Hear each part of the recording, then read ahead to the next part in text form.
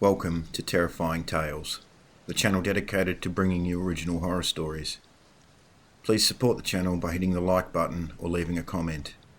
And please consider subscribing to the channel by hitting the subscribe button on the bottom right hand corner of the screen. Prefer to read this story yourself? A written version of the story is available to read on Substack, and the link's in the description. Late Night Shopper by C.J. Knight.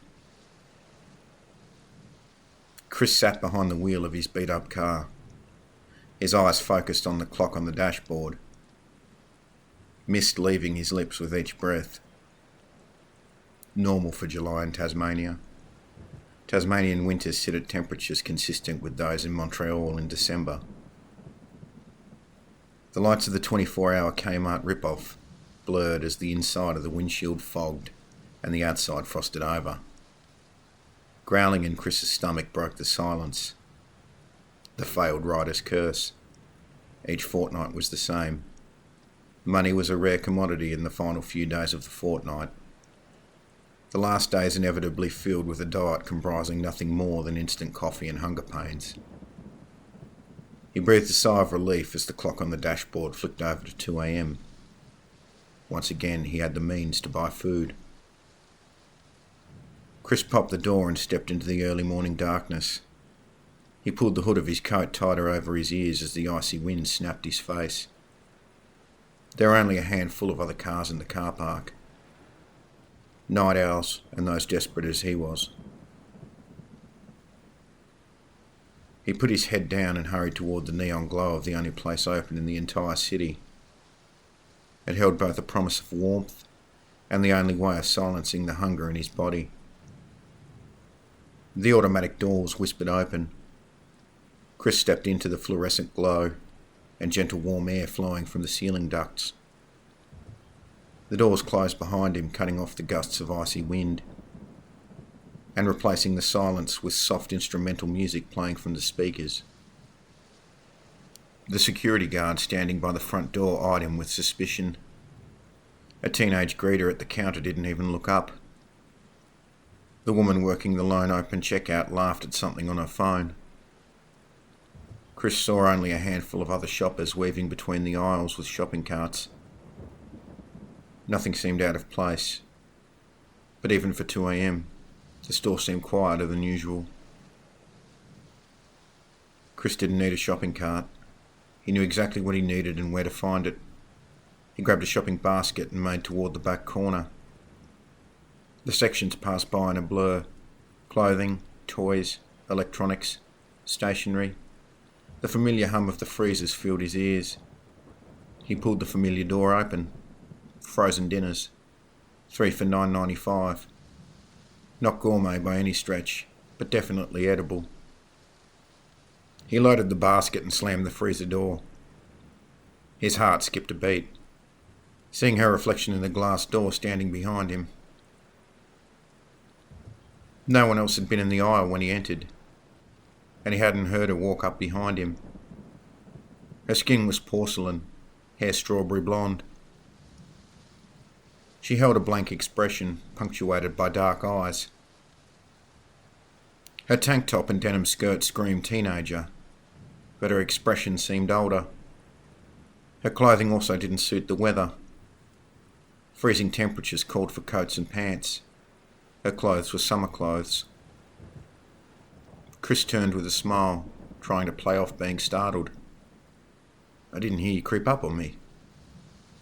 Her expression remained blank. The hairs on the back of Chris's neck rose. A chill bit at his bones beneath his jacket. He took 2 steps back down the aisle before turning his back on her. In the reflection of the freezer doors, he could see her following him, eyes boring a hole in the back of his head. The only steps he could hear on the linoleum floor were his own. Her steps were silent. Chris stopped. He turned to confront her. She was gone. Not walking the other way, not leaving the aisle. Gone. Chris was questioning whether she'd been there at all as he left the aisle. All at once the fluorescent lights cut out, the music playing from the speakers stopped, and the warm air blowing from the ceiling vents ceased. He hurried through the centre of the store toward the checkout. The wind left his body as the shopping cart hit him. He landed on his back. A basket of frozen meals left his grip and scattered along the floor. Stationery filled the shopping cart. Chris stared down the aisle and came to find it empty. He picked himself up and left the frozen meals where they were, his hunger pains forgotten. Chris just wanted to get home. The front of the store was completely dark. The security guard was no longer by the door. The greeter was no longer behind the counter. And the woman on her phone was no longer at the checkout. Chris hurried to the exit. The automatic doors didn't move. No power, dumbass, Chris muttered to himself. He pulled at the doors, but they refused to budge. His foot slipped on something wet. In the dark, it looked black on the white linoleum floor. The stain stretched away from the front doors, all the way along the floor, leading behind the greeter's counter. A soft gurgling sound carried from behind the counter. Everything in Chris's body told him to ignore it. His body seemed to move independently of his mind. He crept around the counter. The bodies of both the greeter and the security guard were lying in pools of blood. Crouched over them were two figures, each tearing at a throat. The gurgling was coming from the security guard.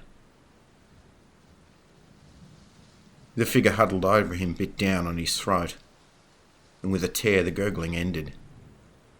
Blood sprayed outward from the wound, hitting the inside of the greeter counter like the stream of a hose. The figure clamped down on the wound, and Chris heard the figure's throat working as it drank deeply.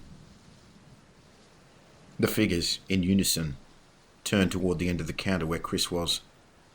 He ducked down, silently praying that they hadn't seen him. Only when he heard the figures drinking once more did he dare move. Chris crawled toward the checkouts and crawled out of sight behind one. Fingers clamped down on his shoulder. Chris smacked his head against the side of the checkout wall. Shh! The woman working the checkout when he arrived sat trembling with a finger held to her lips. Silently, the woman in the denim skirt and crop top landed on the checkout counter above them.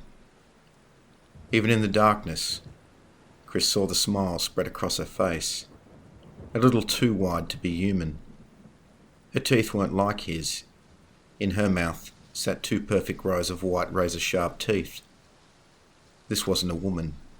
She was a monster. The word vampire screamed through Chris's mind. The checkout worker hadn't noticed her. She screamed as the vampire lifted her from the ground with one hand and bit down on the checkout worker's throat, silencing her scream. Chris jumped out from behind the checkout counter and sprinted back into the middle of the store.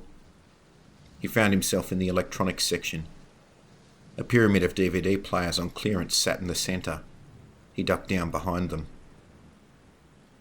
He forced himself to peek. There were 5 of them. They knew where he was.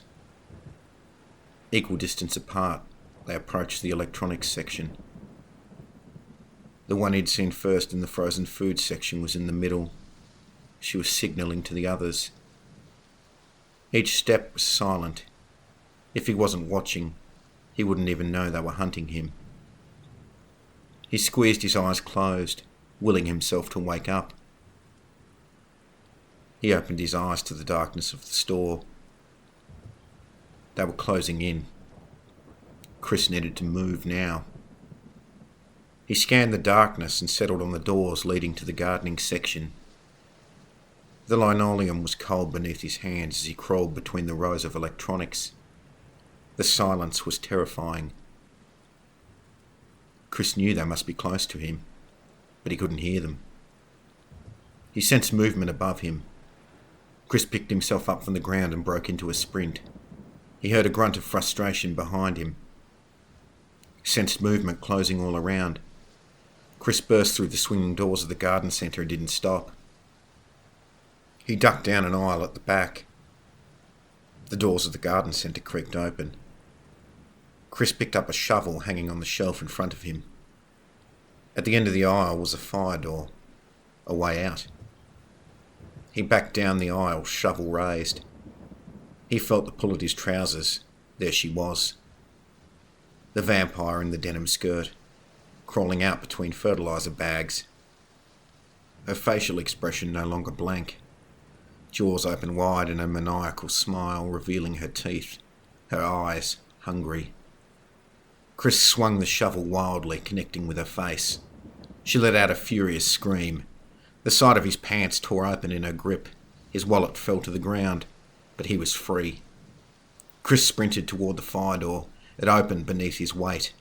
The icy wind of freedom hit him. Chris sprinted down the alley toward the car park. He dropped the shovel. Thankful that he kept his keys in his jacket pocket, he pulled them out as he ran. His car came into view. He did not glance back, praying he would make it. He unlocked his car and jumped in, and locked it behind him. The car moaned in protest of the cold as he turned the ignition. Triumph filled his heart as the engine spat to life. He sped from the car park without looking back. The vampires watched from the entry doors of the store as Chris's car drove away. In the female vampire's hand, she held his wallet. Inside was his driver's license, showing his home address.